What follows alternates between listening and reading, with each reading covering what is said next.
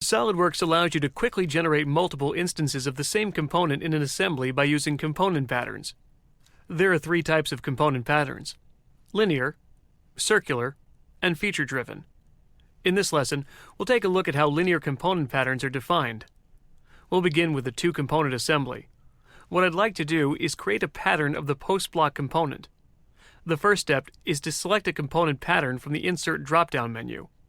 When you search for this command, remember it appears directly on the Insert drop-down menu, not in the Insert Component submenu.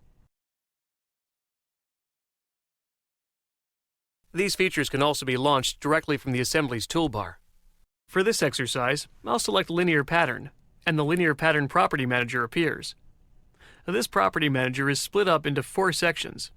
The first two allow you to define the direction, distance, and number of instances in the pattern. Next, you define the component you wish to pattern, and finally, you can select any instances in the pattern you wish to skip. Although I'll be creating a pattern of a single component in this example, be aware that you can pattern multiple components, assemblies, and even other patterns. When creating component patterns, I like to select the component first. This provides a preview of the pattern, making it easier to adjust the distance and direction parameters. Next, I'll activate the Direction 1 field, and I'll click the linear edge of the base to define the pattern direction. You can use edges, faces, planes, axes, pretty much anything that describes a vector as a reference for your pattern direction. As soon as a direction is defined, you'll see a preview of the pattern component, along with an arrow showing the pattern direction. If the direction is incorrect, simply click the Reverse Direction button in the Property Manager, or click the direction arrow directly in the graphics area. Next, I'll define the spacing of 36 inches, and I'll set the number of instances to 4. Note that this number includes the original component.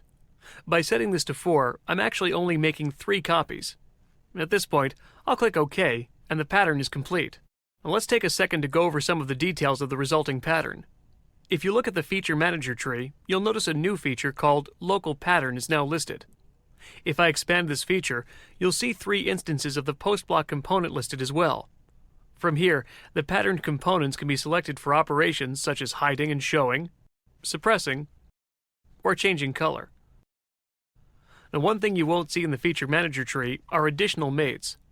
If I expand the mates folder, you can see only 3 mates exist, and they all pertain to the original post-block component. When a component pattern is created, the location of the resulting component instances is controlled only by the parameters of the pattern. Here, for instance, the new blocks are positioned 36 inches apart from each other along the edge of the base. Other details about their position, such as how far they are from the edge of the base and the fact that they're sitting on the face of the base, are controlled by the position of the original component.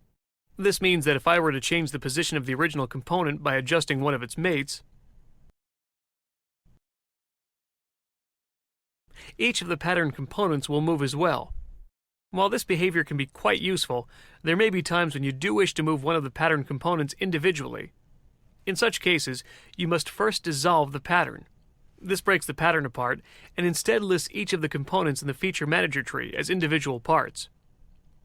Notice new mates are still not added. This means that, although the blocks did not move, their position is now completely undefined, just like any other component that has no mates.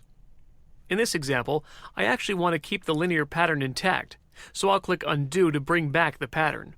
Next, I'd like to look at how a second direction can be used in a pattern. I'll right-click the existing pattern and select Edit Feature. The Property Manager appears once again. This time, I'll activate the Direction 2 field and select another edge of the base. The spacing will also be 36 inches, and the number of instances will be 3. Now, there's an important option available for the second direction called Pattern Seed Only. If I check this option, only the original component will be patterned in the second direction, and not the patterned instances. In this case, I won't be using this option.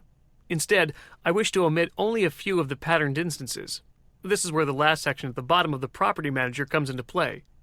When I activate this field, each pattern component will have a dot in the center. By clicking the dot, that particular instance will be skipped and added to the list.